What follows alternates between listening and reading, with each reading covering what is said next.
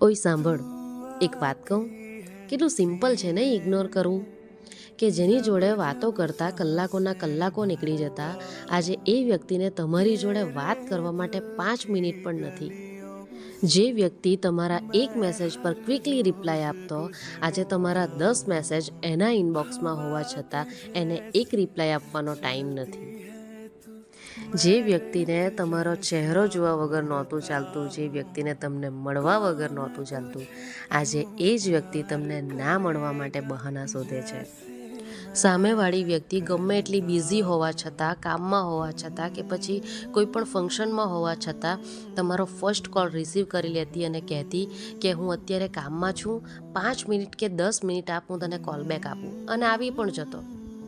આજે કલાકોના કલાકો થઈ જાય છે તો પણ કોલ બેક નથી આવતો.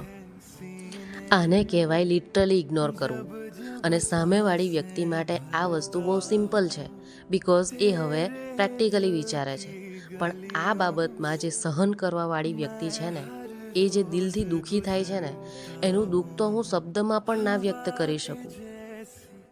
છેલ્લે હું એટલું જ કહીશ કે તમારાથી રિલેશન ના નિભાવાય ને તો પહેલાં જ ના પાડી દો, પણ એકવાર નિભાવ્યા પછી અધવચ્ચે કોઈકને આ રીતે દુઃખી ના કરો, હે ને?